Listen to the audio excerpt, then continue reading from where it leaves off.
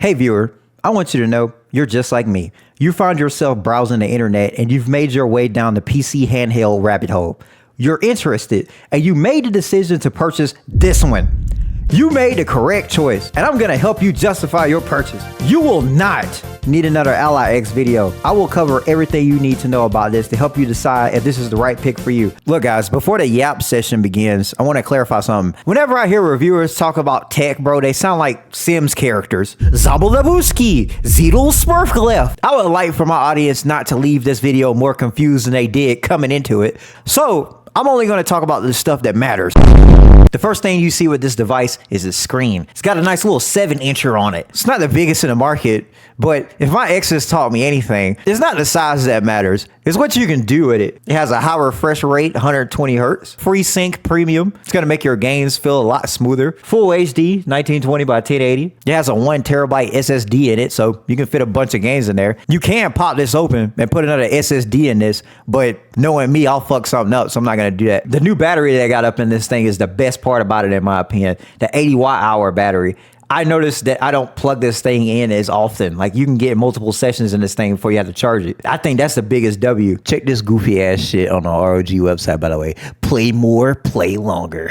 And you got this guy just playing in bed next to his sleeping lady. That is the biggest cap I ever seen in the universe. These things make a really loud clicking noise.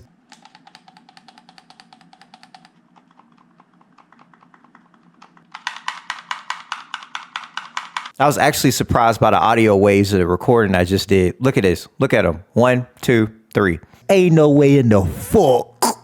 Ain't no way in the hell that she's sleeping through that. That's big cap. Look how excited he looks. The Ally comes with little operating modes built into it. It has silent, performance, and turbo. These are just different battery levels. You can just cycle through these if whenever you need some more power. And it seems like the best spot to be at would be performance overall. With the power of the Ally X, I can beat thick Aki cheeks portably. If you didn't catch on to the context clues by now, this is a Windows-based device. The overall experience you're gonna get simply starting this up isn't any different from any computer you've used. It's not like your Xbox or PlayStation where you turn it on and you're automatically going to download and play games. There's a bit of a setup. It'll take anywhere between 20 minutes to an hour depending on you if you're familiar with this process, as you should be. Who the hell don't know how to use Windows in current year? It's the operating system of the world. Short tangent. That really bothers me that people try to make that like a crippling point of this. Like, you gotta be a damn computer programmer to be able to use this. If you get messed with the settings in your cell phone, you can handle this. You're not coding. You're downloading and messing with it on and off switches. Come on, man. This is going to sound super nerdy. The processor, CPU, and GPU. For the CPU, we got an AMD Ryzen Z1 Extreme processor. And for the GPU, we have an AMD Radeon graphics. With both of these working in tandem, for the most part, you can get medium graphics across the board on damn near every game you play. But we're grown men over here. We play graphically intense shooter games like Call of Duty. Not with this Black Ops 6 beta, though. Stretching it with graphically intense, too, because this game is not good looking. Up in Modern Warfare 3 on the Ally, I get 100 to 120 frames on that. But over here on the beta, I was getting close, but I was not touching 100 frames. On top of having to fight sweats the entire time. This game, not only is it not as graphically impressive as the other COD titles, but this game's kind of ass. RAM. And I'm not talking about what we do to your mom. It has 24 gigabytes of RAM now, upgraded from the 16 gigabytes that it had. All that translates to is your game feeling smoother. And to be honest, I don't really notice it. Overall, it's still an improvement, and I haven't noticed anything just yet, but maybe that's because it's that good. I don't know. W for Wumbo. There are a couple things that you're going to need in order to enhance your Ally experience. One of the cheaper and most important purchases are docks. This is exactly what you're gonna need to make it feel like an actual desktop computer. And I got 2 docks here for you. Bam. We have a JSOX one and an Ivanki one. This one's more expensive, this one's cheaper. These docks on the surface pretty much do the same exact thing. It's not really that different. One you can kind of, take apart. Makes it a little easier to travel with. And one, it's It's a who's a what's it. You know what I mean? It's whatever. Now, the more expensive one by JSOX is a USB-C 6-in-1 multifunctional docking station. Holy hell. It's a docker, bro. Like, it ain't but so much to it. You know, just place your little ally right there and plug it in.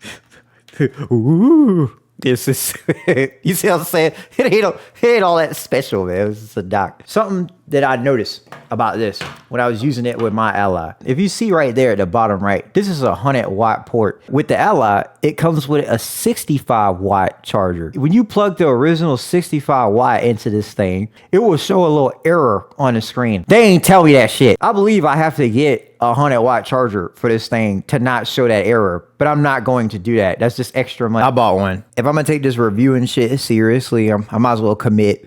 And yes, it works as intended now. The error's gone. So get a little 100-watt charger, plug it in this bad boy. You get better charging times, and this works properly. So there you go. Realistically, you do not need a 100-watt charger. It'll be fine with the 65-watt included. And the 65-watt that is included with this works perfectly with the Ivanki one, the cheaper alternative that does the same shit. Place it right there, plug it in. It's pretty much it, man. Get this one. This one's better. It's cheaper and it works. And to make it even better, the cheaper one has more ports. 8-in-1, 6-in-1. Fuck out of here. Get this one. In the last video, I talked about this device's utility. I wanted to see how far I could go with it, so I pushed it. I actually connected my VR headset to this thing just to see if it could handle it. Now, at least with the Oculus Quest 2, it has the ability to connect to your computer through Wi-Fi. Not to flex, but to flex. I have really good internet because I have fiber optic, and that feels like cheating. So I directly connected it through a USB-C, and it can? I guess it depends on what game you really played, but you can connect this thing and play VR games on it. I wouldn't recommend doing it completely, but it's possible. I said I was going to try using this as a stream setup as well, and that didn't really go over as well as I wanted it to. This Ally right here is connected to this monitor as well, so there's two monitors going on. This is one computer, this is one computer. We got this Ally maxed out right now, and I want to see if it crashes. I just got my first subscription being live from the Ally X. How many content creators you know can get that shit off? It crashed. I'm gonna try to remove a screen or something to see if that will help, but it crashed mid-stream and I had to close out the entire app. Let's see how long that stream lasted. It crashed after 14 minutes. I don't know if you see it right there. Yeah, 14 minutes, 16 seconds it crashed. Streams last for hours, not 14 minutes, bruh. I can probably do the reverse. I could play my games on this and use another computer to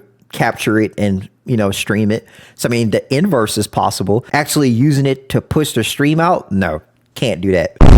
Now, this section is more for current owners, but if you end up getting one, come back to this. If you want your Ally to perform better or to make it a bit easier for you, this is the section for you. Windows on handheld isn't as bad as people make it seem, and it's even easier if you optimize not only the device itself, but you. Learn these shortcuts. This works on every Ally, not just the X. On the back of your Ally, you have your mouse buttons, M1 and M2. Hold either one of these and press the directional pad down, you bring up the task manager. Hold a mouse button and press it up, you bring up the keyboard. There's more, but those are really the only ones you're gonna use often. Those are called the secondary functions and only work in either auto control mode or desktop control mode. The touch screen, something that I noticed with the X, since they move the right stick a little closer to the screen, my thumb accidentally hits it from time to time when playing games, causing a misinput. That'd make you want to turn the screen off. You can. Make your way over to your little search icon at the bottom left and type Device Manager.